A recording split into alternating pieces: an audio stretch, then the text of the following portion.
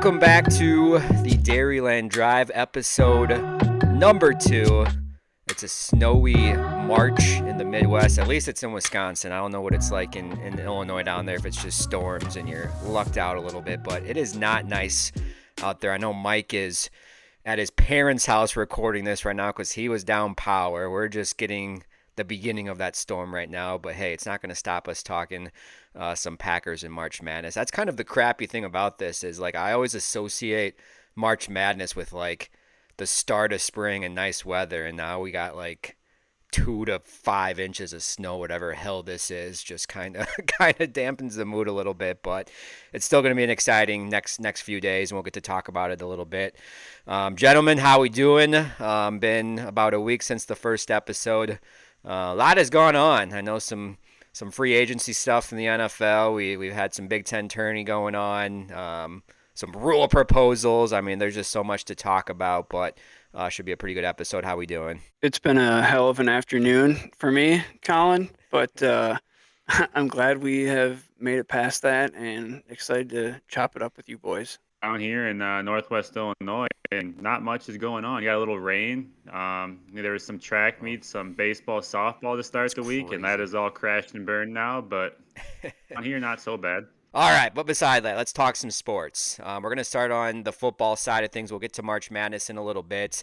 The Packers, we have just been waiting to see what Goody does with, some of the cap space here.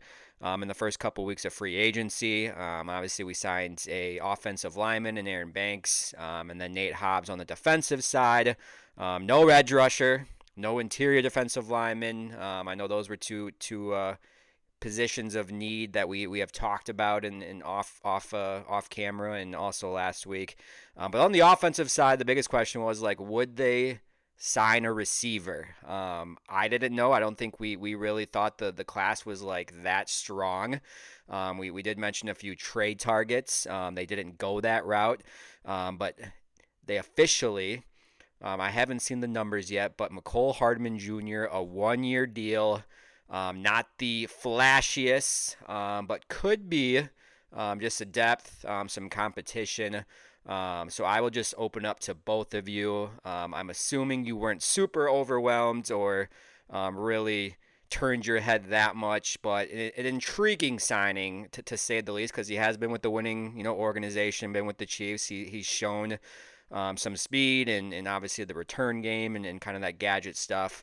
But what just are your overall thoughts? Yeah, my first thought was twofold. One, I know he's kind of a speedster, so maybe they're just trying to plug that gap of Watson's absence with Hardman's speed possibly on the outside, kind of hopefully being that deep threat maybe for a year. The other thing was plugging him into the return roles because we know how Nixon has talked about how he doesn't want to return kicks anymore. He, in his mind, is cornerback 1, and that's the role he wants to play. And they've stuck Jaden Reed back there on punt return, and he's been less than good, probably, I would say. Like, he hasn't been flashy or anything. He hasn't really made any plays. He just kind of fair catches the ball. But I have seen in a couple of places how they're talking about how the final 53 shakes out if Hardman even makes the roster. So I wonder if they even gave him any guaranteed money to begin with, and if he's just someone to come in and compete for a number of snaps or for that return specialist in camp. I agree with that. I think probably very incentive heavy contract, maybe 2 or 3 million signing bonus just to get him in. And like Mike said, just job. I think wishful thinking in my head. Going back, I think they actually went after Cooper Kupp. I mean, the reports are out there. Who actually knows? Like we've talked about, who knows what actually happens in the Packers front office? They're always so tight-lipped. But I think they actually went after Cooper Kupp. Obviously, he elected to stay out in the Northwest, go home to Seattle. But this is just bringing somebody in. I don't know. They don't draft receivers high. Obviously, it's been 21 years now, 20 years, 22 years, whatever. So wishful thinking in my head, I've been pounding this drum to Colin for a year now, is I don't know why they don't use Jaden Reed more as an outside receiver. That's literally what he did at Michigan State. He was primarily an outside receiver. So wishful thinking is Hardman takes Reed's job in those gimmicky things, those motions, those screens. Like you said, he ran a 4.33 at the combine. That was like 6 years ago, but I'm sure he's still a 4.3 guy. Then you can transition Reed to that Z spot. Leave Dobbs at X, obviously, and you got the other guys. You still got Wicks. Malik Keith makes plays when he needs to. You got Melton. But yeah, at the same time, it doesn't work out. You can always cut bait. But to me, this was just reactionary to get somebody in the building when they swung and missed on Cooper Kupp. Yeah, I mean, I think that's kind of, I think you look at it as depth and just competition. Bring him into camp. I think he does have that speed and maybe can be in like certain instances. Like by no means, I don't think this is wide receiver one that Josh Jacobs was asking about. Not even close to it. But yeah, I think it could be like that gadgety player that Jaden Reed has been used so much and maybe misused so much, and maybe having a guy where the defense's eyes follow, side to side with him in certain packages and certain situations, I think could potentially be helpful. I mean, his stats aren't like jumping off the screen good. I mean, he did have a touchdown catch in a Super Bowl. He is a Super Bowl champion. He is a return specialist. And that's kind of I think the one thing that stood out to me was, Keyshawn Nixon was very public when he said he did not want to do any return anymore and be QB1. So is this the Packers trying to kind of take care of their guy and maybe saying, hey, we're going to give you every opportunity to be that guy on that side of the ball. And, we're going to bring in this guy to kind of fill in that role of being the return specialist. So I think that part is intriguing. And yeah, I agree, Mike. I saw some of that as well. Like this very well might not make the roster. I mean, I don't think there's any guaranteed whatsoever. I think he's going to kind of have to earn his spot. But if he does, I do think it is a tool in some capacity that LaFleur can use in one way or another. But I don't know. It kind of reminds me of, what was that, Tyler Irvin from, was that like Yes. 3-4 years ago? That's kind of like the similar kind of like player that Mecole Hardman kind of strikes me as, of like what his role could maybe look like on offense, but more so like the return game. So that kind of leads into this next part. As crazy as it sounds, there is still a lot of ball game left this offseason. Like when you look at veteran free agents, yes, the list is shrinking dramatically of guys I think could actually come in and make an impact. But we're probably looking at the draft now, and that's always been Goody's approach and the Packers' approach is let's improve the roster through the draft.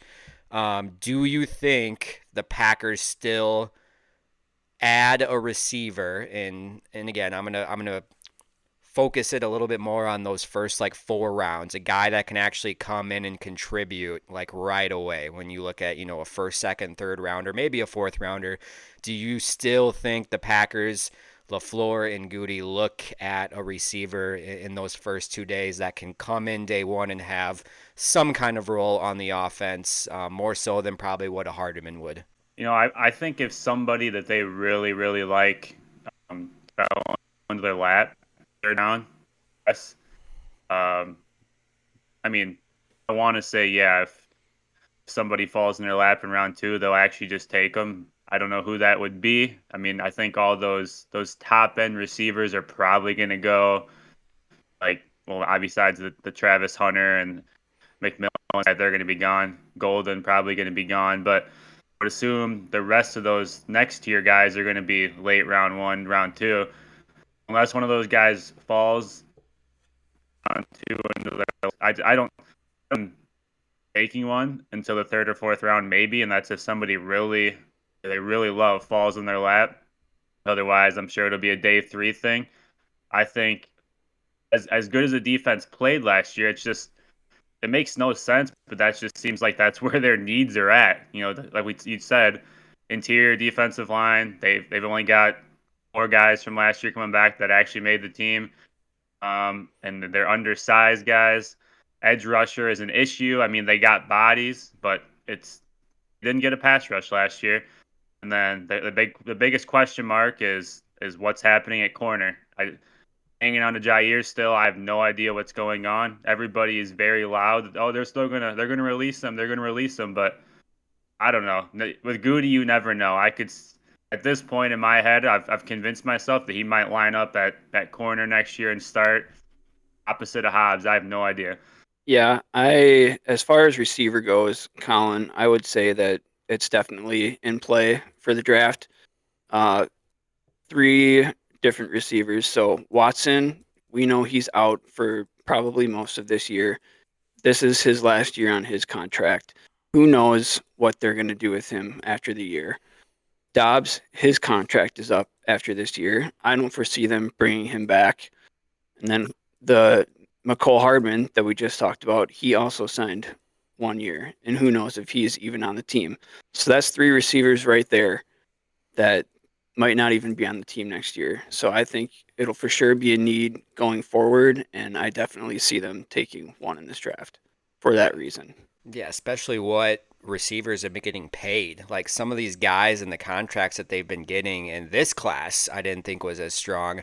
Makes you a little bit nervous of like what a Dubs would hit if he reached the open market, or even Watson. Like I know, yes, he's had his injury problems, but it's still a guy that has a pretty certain skill set that can like elevate an offense. So like yeah, I think that's going to be interesting to see how that plays out of if either of those two are in the cards like in the future, or if it is going to be like a clean break with one or both of them. And is that process start right now, this upcoming draft, to try to find a replacement. So I think that's a big storyline. And yeah, I want to talk a little bit on the defensive side before we get over to college basketball. The corner room, I think that's going to be very intriguing as well. Because if you just like look at paper of just traditionally what that room has done in their career so far, and Nixon and Hobbs more so those two. They're not really have been outside guys. They've like flirted with the outside, but like traditionally they've been on inside. Do you think that is week one going to be your starters, your two outside corners at this moment, or do you think that that's still like at the top of the list to bring in a true outside guy, if it falls to you late in the first round or second round, that can either compete or step in day one? Because I think that's intriguing. We'll get to defensive line and edge rusher. That's like a whole different conversation, I think, of just how underwhelming that's been so far. But I mean, would you trust Hobbs Nixon? I know Hobbs was kind of had his first presser and said that would be legendary, and I think that's what you're supposed to say if you're a new guy coming into an organization. You talk up your teammates and how it could look. But would you trust that if that's your starting two outside corners and Bullard in the slot week one, or what are kind of your thoughts on that? Yeah, right now I would. I mean, I think Keyshawn held up pretty well on the outside last year, all things considered. And Hobbs has got the size to play the outside, and I think they really like Bullard in that slot role, and then putting Evan Williams and McKinney back in the safety spot. We've talked about how Hobbs having that size for the outside, but also having all that experience in the slot, really gives Halfley that flexibility to kind of mix things up a little bit. Yeah, and like we said, I still think he's going to be gone, whether that's a trade or a full out release. But at the same time, I can still see them picking up someone in the draft too. And I also wonder, Kalen King, was he a 7th-round pick last year? Yeah, no, an under the radar guy that I think had a really good camp. I don't know if that was just coach speak or if it actually did happen, but obviously kind of fell out of favor there once the real games that mattered started. But I think, yeah, there is some potential there to maybe work with. Yeah, I mean, don't forget, back in their Super Bowl winning team in 2010, they had two guys, I believe, that were undrafted players in Tremont Williams and Sam Shields that were both huge contributors. So it's not like they're just gonna give up on them. They're willing to see these guys through and hope that they can improve and make a contribution to the team. So I think he is even in play for being like a nice depth piece too. Yeah, I would going back to the original question, those five, Hobbs and Nixon outside, Savage in the slot, are two safeties that we assume are going to be the safeties. I'm fine with that. We just kind of said, it's what is going to happen with Jair. It's a big question mark. They're obviously not going to trade him, or he would have been traded by now.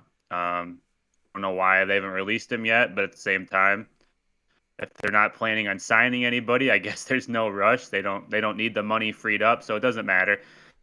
I would assume he's gone, but like I said, part of me in my head thinks he's gonna be back somehow. I don't know why.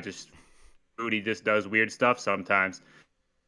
But yeah, I think overall with that room as it is, I'm fine with it. But I definitely see them addressing corner in the draft. I think if Barron out of Texas falls to him all the way in the 20s, you can't pass that up. Yeah, I don't think that's what they think their need is. I think they're gonna go after edge rusher, interior defensive line first is probably their primary focus.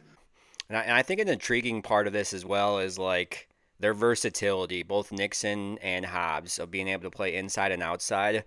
I think really matches well too with like the rest of the division. If you look at some of the weapons on all these teams, like obviously when you think Lions and receiver, who do you think of?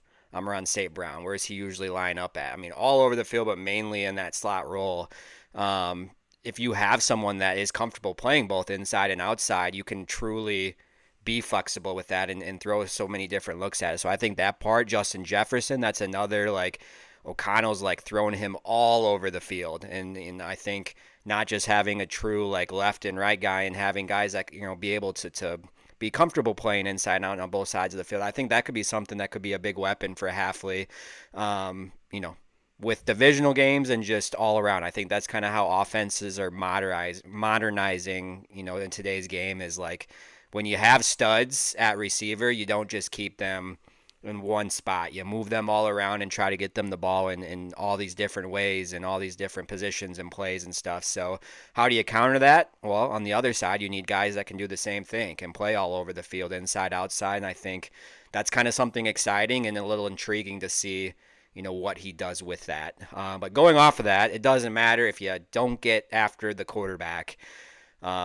Yes, you can dial up pressures as much as possible, like throughout a game, but like that only gets you so far. You still have to have guys that can just, rush 3, rush 4, that can just one-on-one beat their guy and get to the quarterback, and the Packers did not do that last year whatsoever. Yes, they had games that were pretty impressive, but just consistently overall, they just couldn't do it. Some down years from a lot of guys, some guys that just haven't turned the corner yet.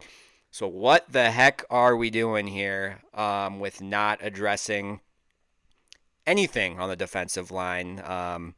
I have a feeling I know what the opinions and thoughts are going to be just with some of these contracts that have gone out to some veterans and, maybe some opportunities. Yes, there is the small sliver of hope that Hendrickson trade could be out there potentially. I don't think that's going to happen, but it could happen. We will see.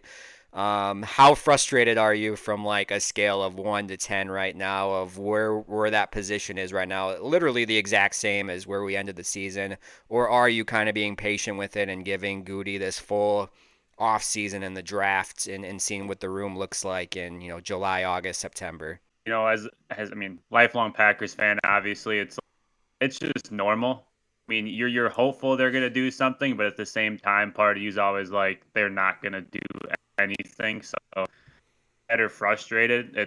But at the same time, I am upset and frustrated because you do see these contracts, but Goody, has these measurements, these weight, size, speed stuff. He for these big defensive ends, and I mean, you look at all the stud pass rushers now. The studs are paid, and the rest of them are undersized guys. The big guys aren't there that fit trick of 70-plus pound defensive ends.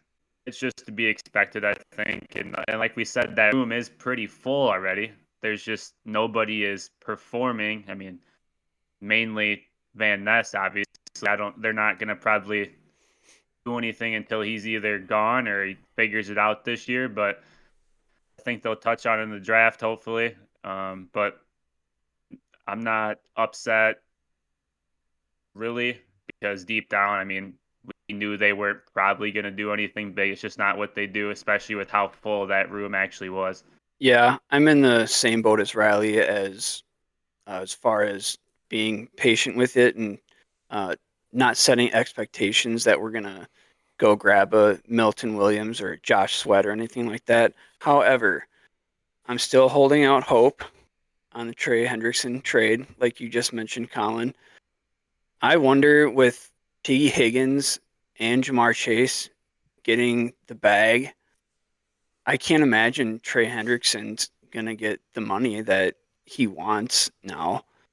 So I have to imagine other teams are going to recognize that and drive down their bargain for him as far as pick compensation goes. And Cincinnati's probably not going to get a first or second for him. So I feel like there is hope that we can somehow still snag him if we really want to. As far as the draft goes, I have to imagine that's got to be the play in round one. This class is so deep, either on the edge or on the interior. Either one for me, I don't care. Just get someone who can get after it. That's my opinion. Yeah, I mean, ultimately, pressure is pressure. It doesn't matter where it comes from. They just need it consistently, and I think that's where it lacked it. Like so many guys that just fell off a cliff or just had career worse years. So, yeah, I mean, Hendrickson doesn't make sense. Yes, will it happen? I guess time will tell. Yeah, I do think that his value and like the stock of what it would cost would to get him in terms of like the capital would is going to lower a little bit. My worry is like I think he's on the final year of his contract. If remember correctly, reading it Correct. correctly, like Yes. he's gonna want more money after that and an extension. What does that look like?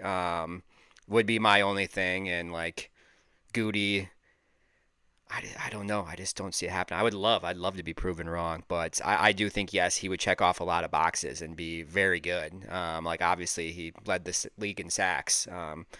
So time will tell. Like I said, a lot of ball game left. Just got to be patient. And I know I mentioned last week that word is not in the vocabulary for some Packer fans, but the roster as it looks now might not be what it looks like come training camp. So we will give it some time. I think every Packers fan has the right to be maybe a little frustrated just with how slow it has started off in some key areas. But again, it's not like they haven't done anything. You know, kind of revamping the offensive line, adding a versatile piece on defense, and maybe a gadget guy on offense. Small steps. So we'll see how the draft goes, and that'll be a fun episode too to talk about all the draft needs and potential guys to look at of how they would fit the green and golds. But let's go to the hardwood. My favorite time of the year, March Madness. We are recording this on Wednesday night. These next 4 days, I think a lot of people will be glued to their TVs on the quad box, the split screen, multiple TVs, however you do it in college or your adult life. I'm sure in some capacity there's going to be a lot of college basketball games going on. Selection Sunday was this past Sunday. Obviously, the Big Ten tournament wrapped up on Sunday as well.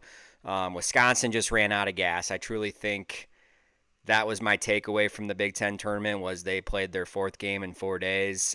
Yes, it was a very ugly championship game that was maybe not so pleasant on the eyes with all the misses, but I think Wisconsin did what they needed to do is move up a seed line from the 4 to the 3. I think that's what them getting to the championship game, beating a Michigan State, beating a UCLA who are both quad one wins. They get the 3 seed. In the East, they play 14 seed Montana. That is tomorrow, 12:30 in Denver, Colorado.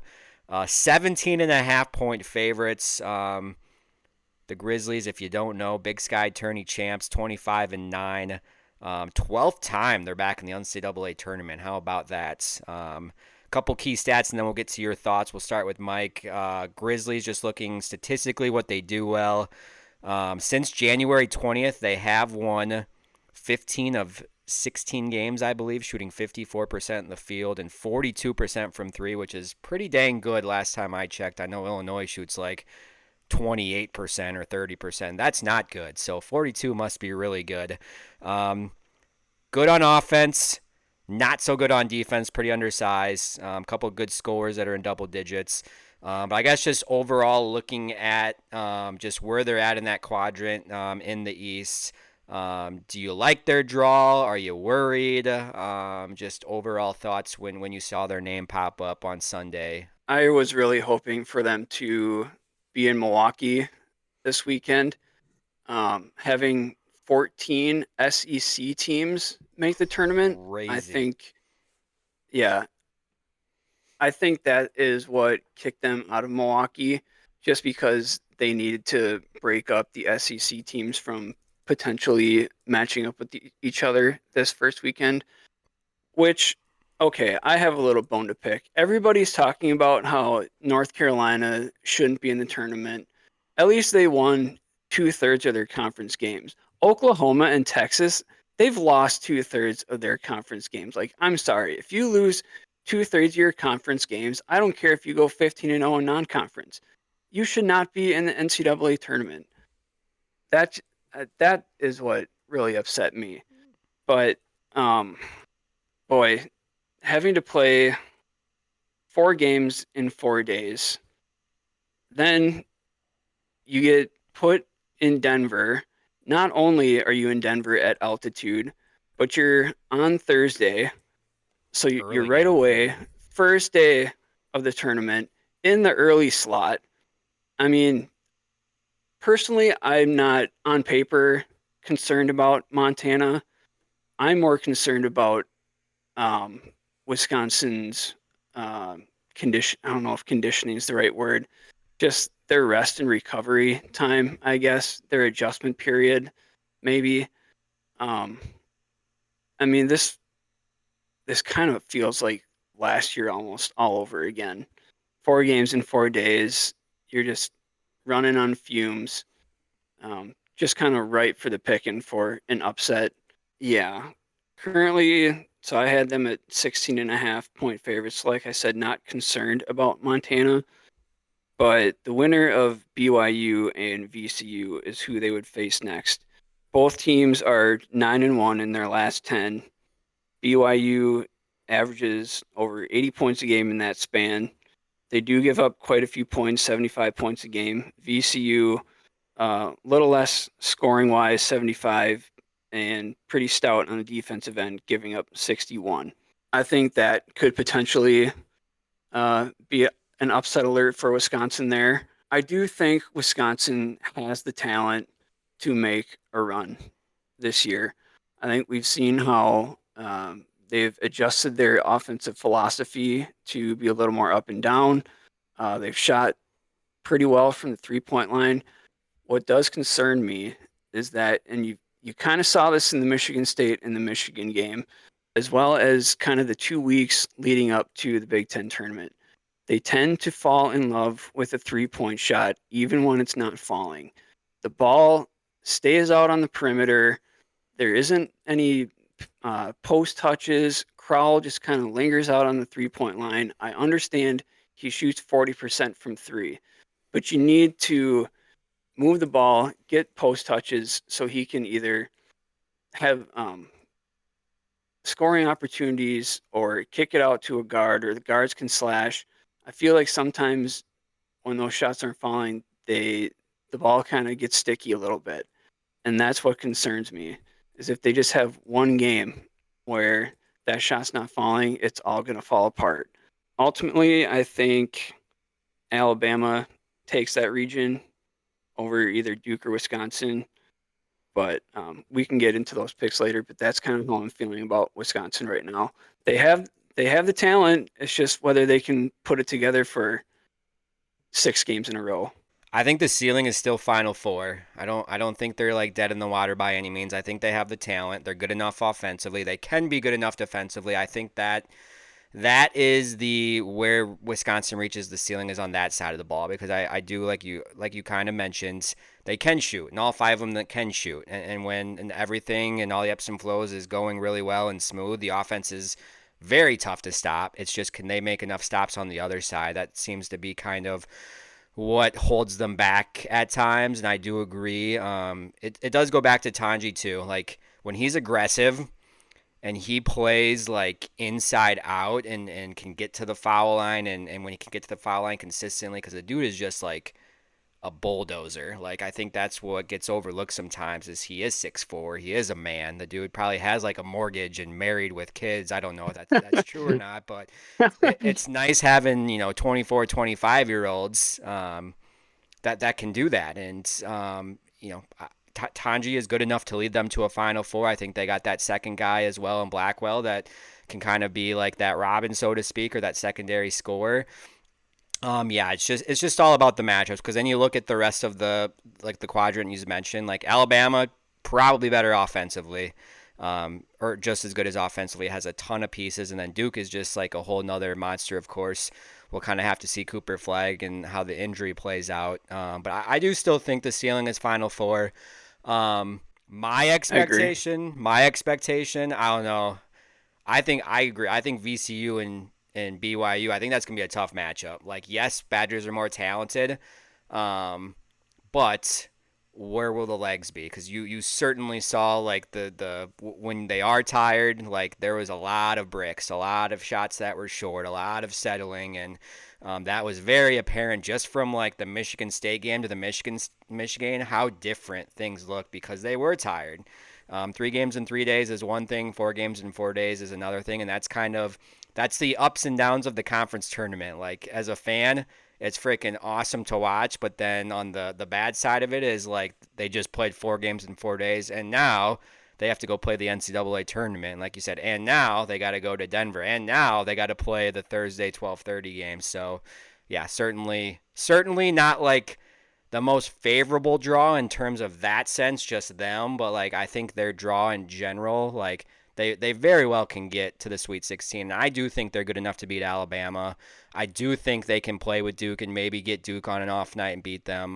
But I guess time will tell. I just think if there's a big man that can body up Crowell, kind of get him off his game a little bit, and the shots aren't falling, they're done. And we'll see.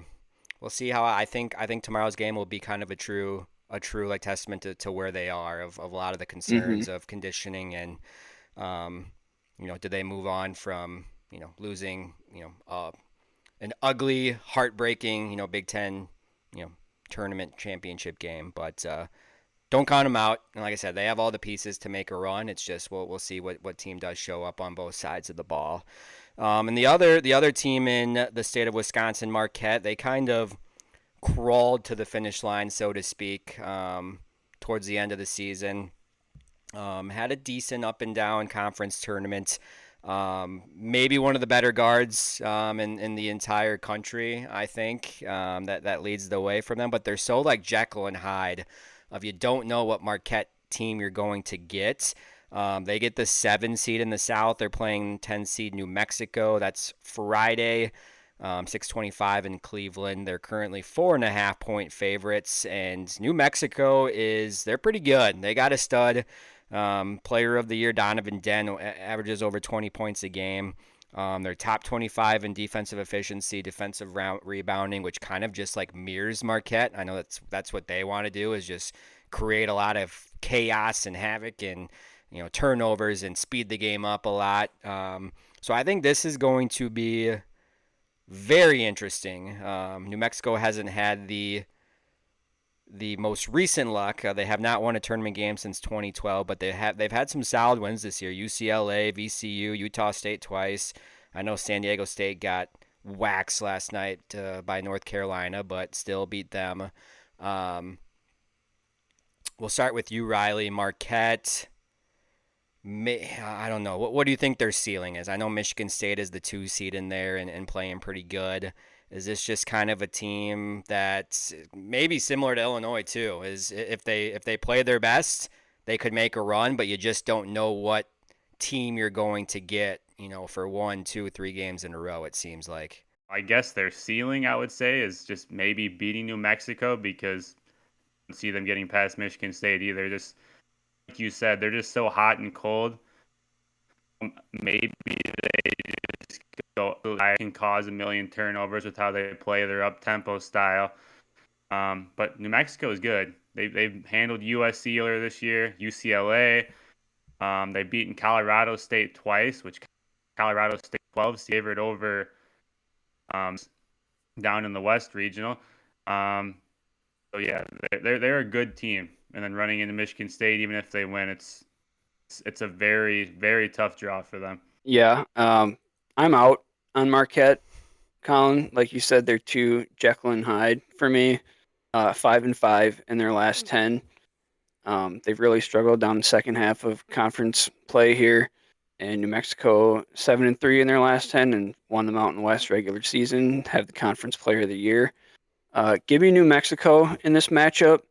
But even if Marquette does beat them, I don't see either New Mexico or Marquette getting past Michigan State. Yeah, and it's crazy to kind of have this conversation because, like, at one point this year, Marquette was like a top 10 team, and I think like a legit, people thought, you had a stud in Cam Jones and, potentially an Elite Eight, Final Four team, but like the narrative has just changed of just how inconsistent they are and haven't really found consistent scoring outside of him. And as modern basketball as teacher, you do have to have multiple guys, especially when you get into March and you know certain areas and certain strengths only get you so far, and unfortunately Marquette's just doesn't really translate to ultimately what the past champions have been like in kind of that mold. So I agree. I think it's a very tough matchup, and even if they do get past them, I don't think they match up well with Michigan State because Michigan State can just match everything that they do in terms of like toughness and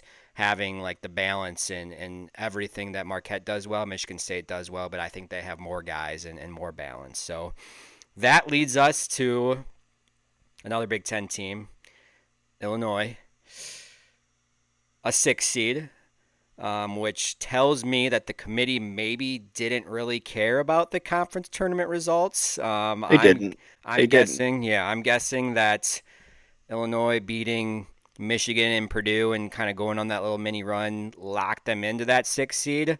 If you look at the rest of the 6 seeds, I don't think their draw is like terrible, but again, I just don't know how well they match up with either of these play-in teams in Texas and Xavier. I think each of them has kind of like their unique strengths of how they would attack Illinois, and there's always, every year, one of those play-in first four, 11 seeds always usually wins that first round game. Maybe it'll be North Carolina. They looked really good last night, and I think they actually kind of have a good draw of where they're at. Texas, very talented. Maybe one of the best freshmen outside of Cooper Flagg, and Trey Johnson, or just best, just dude's just good, and I think he's just a matchup nightmare. And they have a lot of studs that have transferred in. Xavier maybe playing pretty well. I think they've won like 8 of 10 or 9 of 11 or something like that. Very well coached in Sean Miller. I personally would rather see Xavier. I think they're more of a finesse team. I think Texas would just out physical Illinois, which has been one of Illinois' biggest kind of downfalls is when they get punched in the mouth, they just like roll over and die. They don't kind of fight back, and that's why they either win the game by double digits or they lose the game by double digits. There is no in between with this Illinois team. They are either really good or they are really, really bad. So yeah, I don't know. We'll kind of see after we get done with recording this how Xavier Texas is looking. I'm not thrilled about it. I would have rather played like a mid-major team, maybe a team that didn't have as much talent and as physical as the Texas or as well coached as Xavier. But Riley, I guess just looking at Illinois' draw, the first round, we can kind of talk about maybe after that with Kentucky. Are you just kind of, we'll see what happens? Is that kind of the boat that you're in? Yeah, I mean, with you, I would much rather play Xavier, especially the way the game looks right now. Halftime, Texas is up, almost on pace to score 100. They're just so long and athletic and physical, and it's not what Illinois handles well. So yeah, I have Illinois picked. I'm giving them, but like we've talked about all year, even if they play good, you can't trust them. They're just so random. I think it comes down to how many young guys or freshmen that they count on, which just does not equate to how you get success in today's college basketball. So yeah, unless Xavier can somehow come back in this game, I don't know. I'm not super confident about them beating Texas. I have them beating Texas, but I absolutely hate it. I don't like the matchup at all. I actually would. I think they match up well with Kentucky. I don't know if they could beat them, but I have a much more favorable matchup with Kentucky than Texas. Yeah, little like Kentucky's weakness is probably on the defensive side, I would say. So I think that's why they would match up with them so well, and just kind of like how that style would be. Don't count out Kentucky maybe having some fits with their first round match. I think that could be interesting as well to see. I think they play Troy, who's a very good team Mm-hmm. that could potentially. I mean, Kentucky lost last year in the 3-14 game, as well as we all know the Oakland team. Beat them. But yeah, Mike, you have anything to add to Illinois and their draw? Well, you said you kind of get concerned about Illinois kind of being, if they get punched in the face, they don't really fight back. If they make it out of that round of 32, we'll just assume that they beat the winner of Texas and Xavier, and we'll just assume for bracket for this sake that Kentucky beats Troy and Illinois beats Kentucky. We'll say Illinois is playing Tennessee then in the Sweet 16. I don't think they're going to beat Tennessee. I think Tennessee is way too physical for them. Yeah, maybe at one point this year they did play them tough. It would be a rematch. However, I think that was a completely different Illinois team at home who let that game slip away, lost on a buzzer beater. I mean, I think Illinois was always tied with Kasparis. Like, how well Kasparis plays was always their ceiling. When they were playing like a top 15 team, in earlier this year before the year turned over, like that was because Kasparis was playing at a high level, not turning the ball over. Kasparis has not been good like the last 2 months. Like he is just he's averaging like 6 turnovers a game himself, which is like kind of expected as a 17, 18-year-old freshman who's just kind of going through it. And that's kind of what you get. And it's just so funny of how different the teams are. Last year you had such an experienced veteran team of like all 23, 24, 25-year-olds. This year your best players are 17, 18, 19 years old, and they've had their ups and downs. Will Riley, like he had a bad stretch, but he's been playing a lot better lately. I wish they would just give him the ball and let him do his thing and run the offense through him. They've tried to, but like so many games, Kasparis just like single-handedly just like destroys a run, or single-handedly he'll have like 4 bad mistakes in a row that just takes their momentum completely away and just like shuts the door. And On like, yeah, Andre Cabello 2.0. it is a lot of stuff. Like, I remember the one Andre Cabello game where he like single-handedly lost some game because he had like a Kasparis game where he had like 6 or 7 turnovers. Like, you yourself having 6 turnovers like individually is like crazy. Like, that's like what some teams average just like per game. Like all these mid-major teams that are so well coached and run like such good offense and take care of the ball, like that's probably what they're averaging. Because Paris is averaging 6 himself like the last 2 months, which is just crazy. Like, hey, maybe he'll get out of his funk and start getting downhill and get into the free throw line and being the old Kasparis. I don't see it. I think he's just so like a lack of confidence right now is just shot, like just gone. And we'll just see if they hit shots. Sure, they could make it to the Sweet 16. I think that's like their ceiling is probably the Sweet 16 and maybe getting past these two. The Tennessee question, I would not. Tennessee might beat them. I think they play with Tennessee just fine. Tennessee does not have a good big guy, which is why they couldn't hang with Florida. Their inside game is non-existent. Their guards obviously um, are amazing, but I think the first time they played, Illinois literally handed the game to them. The Illinois controlled that game the entire time and just gave it away at the end. And looking back, that's when Will Riley didn't even exist, and he is a completely different player now. So I like the matchup with Tennessee. Texas to me is the hardest matchup for them. Now they could easily lose to Kentucky. They could easily lose to Tennessee if they got that far. Obviously, get their ass kicked just with how inconsistent they are. But matchup wise, I'm still saying Texas is the worst matchup for physicality and how they play. Yeah, their interior defense is really good, and they're just so long and physical, and have a bunch of just dudes, like grown men dudes, and obviously, like I said, Trey Johnson is so good, and I don't know who would guard him. Like that's a thing too, is who the heck is going to guard him for 40 minutes? So, all right, that kind of Oswald would wraps up. try. Yeah, can try. That kind of wraps up the individual team talk. Let's do some rapid fire stuff. We'll go around the horn here. Who is a sleeper team of the entire bracket that you kind of have your eyes on, that you would not be surprised if they made whatever kind of run? It doesn't have to be a run and win it all. Maybe like a surprise Sweet 16 run or Elite 8 run or a surprise run to the Final Four. Is there any team that you can kind of say, hey, don't sleep on them, keep an eye on them, you like their matchup, you like their path? Would you count North Carolina as a sleeper team at this point? I think so, yeah. I'm going to pick them. Just going on what they put on tape last night, that was incredible to watch. Yeah, and I think it kind of aligns good with them because they match up with Ole Miss, who's like okay, like veteran, but they're okay. They've been kind of underwhelming, and then you have an Iowa State team that's like hurt, like they just lost their best player. So like how it aligns for them, like I don't think it's too far fetched. Like I would not be shocked of just kind of that, like, hey, you guys have been talking crap about us, like we shouldn't be in. Should they have been in? Like, I don't know, that's a whole different conversation. Yes. But they are in, and they did look impressive. And like, I would not be surprised if that's a team that maybe makes it to the Sweet 16 and wins these next two games. So I think that's a good one, Riley. Mine would be Liberty. Liberty out there. They're in the East region. Just because I saw them pop up on ESPN2 one day in their conference semifinals, I think, and they literally start two little white dudes, a 5'10" and a 6-footer, and it was just funny to me. And I watched them, and the 6-footer, the two, he could be that guy that's like does not miss.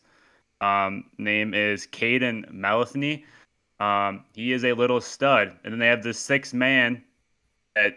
And I looked up their stats after the game. The 6-man's dropped 33 times. They average like 80 points a game. So they have the ability to get hot. They beat K-State this year, which not a huge deal, but K-State's obviously, when they played good, they did beat some teams. Just I followed them a little bit because of the Coleman Hawkins from Illinois transfer. But they also beat McNeese State this year, which everybody's picking to beat Clemson, a big whatever. So they've beaten some teams. But it's more about their draw. I mean, Oregon this year, we've seen them in the Big Ten. They're very, very inconsistent. If they somehow knock off them, they'd probably run into an Arizona team, which they were hot in the Big 12 tournament, obviously got to the finals, so they've been playing better. But all year, Arizona has not lived up to the hype that people talked about. So I just like their draw, and I like the fact that Liberty, they shoot, they score, they run. They're not deep when it comes to size, but they got guards that can play. Mine, I was actually going to agree with North Carolina. Just like watching them last night and seeing like their path in front of them, I would not be surprised.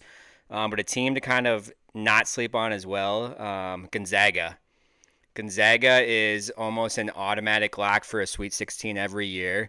I think them being an 8 seed kind of reminds me of like Loyola Chicago a few years ago when Illinois lost them in the second round as a 1-8 game. Like Ken Pom and Net, like they're a top like 15 team as an 8 seed. Like you always talk about offensive and defensive efficiency, like all of the national champions in so many years since they started recording that stat were top 20 in both of them or top 15 in both of them. Gonzaga fits that mold as well. I think they get past Georgia, and again, this is going to go into the next question, and I'll start us off. My big upset, and again, I don't know if this is like a huge mid-major over high-major team. I'm going to say that Gonzaga takes down the first 1 seed, Houston, in the second round. I like Houston. I don't like Houston in March.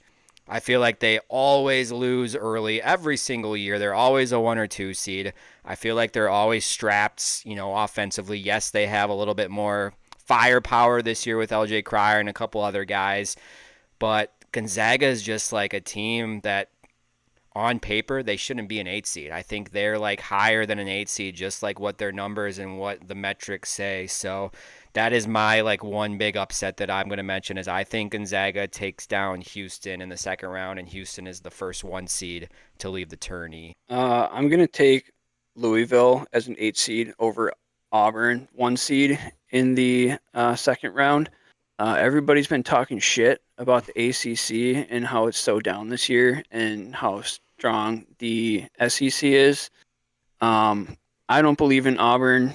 I know they have a National Player of the Year candidate in Janai Broom. Um, they've kind of struggled here down the stretch. They've lost 3 of their last 4. I know Louisville lost to Duke in the ACC championship, but before that, they were on an absolute heater. I'm taking Louisville to knock off Auburn as the first 1 seed to be knocked out. That's funny because I wasn't gonna do this one, but I was messing with Creighton in my head, which is obviously who Louisville plays in the first round, just because of Kalkbrenner and maybe he can stabilize Broom from Auburn. The one I'm gonna actually go with, I don't know how, I mean, I guess seeded wise, but historically no. I'm gonna go with Kansas beating Arkansas and then beating St. John's in the second round. It seems like everybody's fallen in love with St. John's because Pitino and all that stuff and the New York story and blah blah blah. And I don't know how good the Big East is. I mean, they have such a good record and stuff, but I mean, they could completely prove me wrong, but I just don't know how good the Big East is. And obviously Kansas has dealt with injuries all year, and that's the reason. But they still have the 37-year-old Hunter Dickinson, and maybe he can just take the game over by himself. Just been an underwhelming team like all year of like it kind of reminds me of Indiana. Like everyone always talked about Indiana was a $5 million roster, but this all the pieces of the puzzle never fit together. That's kind of seemed like what Kansas has been like these last 2 years. Like they've had so much talent and like the eye candy on like paper, like with the Hunter Dickinson, with AJ Storr going over there, who I don't even think starts. Like I haven't watched a whole lot of Kansas basketball this year, but like man, what a roller coaster career AJ Storr has had of just very high last year Wisconsin to like I think he probably regrets going to Kansas and just being super underwhelming. But yeah, Mike. One other team I think to keep an eye on is Drake. I think they play like one of the slowest paces in all the country. Yeah. I think they can drag people down to the mud with them. And I think if they can do that, they can definitely beat Missouri. And assuming Texas Tech beats UNC Wilmington, I definitely think Drake can make a run, at least to the Sweet 16. Okay. I like that. If not further, I just like that. just looking at that quadrant there, shoot, they could even go further. Yeah. Now that I'm seeing that. That was Bottom like half of that West is wide open. yeah, that was like the one team because you kind of figured they were going to be 11 seed. That was like the one team I was like, please do not put them against Illinois. Like any other matchup, and of course, like I said, ultimately we're probably gonna get Texas, so who knows? But yeah, I would not be surprised with Drake as well. So well coached. All right, final 4 picks. A couple more topics here. I'll just start off with them. You don't have you can get as in depth as you want or just rapid fire. I'll tell you my final 4 picks in the South. I actually have Auburn over Michigan State because I do think the SEC is that good, and that's why my next pick out of the West, Florida over St. John's. Yes, it's kind of chalking it up with 1 and 2 seeds, but hey, East Duke over Alabama, and then Midwest I do have Tennessee over Clemson. Clemson was my surprise team to make the Elite Eight. I really like Clemson. I think Clemson has a lot of similar tendencies as they did last year in their surprise Elite Eight run, so I would not be surprised if they do the same thing. So Auburn, Florida, Duke, and Tennessee. Yes, that is 3 SEC teams, but I do think the SEC is really good. But that is my final 4 picks. I won't get to the champion yet. I'll give each of you 2 a chance here. Who are your final 4 picks? I'm gonna go like talk myself out of the Creighton over Auburn thing, like I kind of just said. But I have all 4 SEC teams in it. So I have Auburn over Iowa State. I have Florida over Kansas. I have Kansas making a run to the Elite Eight, kind of what I just said off my last thing. I have Alabama, depending on Grant Nelson's health. Obviously, I'm gonna put a asterisk on that over Duke. Then I have Tennessee over Purdue just because I know what Colin said earlier. I do not trust Houston at all. All right, then for me, I'm going in the South. I'm going Louisville over North Carolina.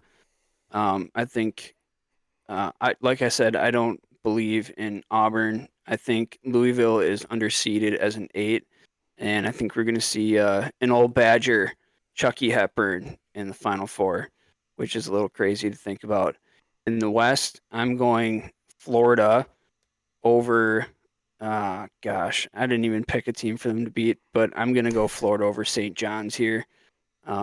Florida, I think, is just so talented. In the Midwest, I've got Houston over Tennessee. And then in the East, I have Alabama over Duke. I am not a believer in Duke. I know that they have some incredibly talented freshmen. Um, I don't know about the health of Cooper Flag's ankle. I think they're saying that he's good to go, but if he re-injures that thing, I'm going to take the experience of Alabama over the youth of Duke. Okay, so that's the final 4 picks. Let's see. Do we get a clean sweep of who wins it all? I'll start the party.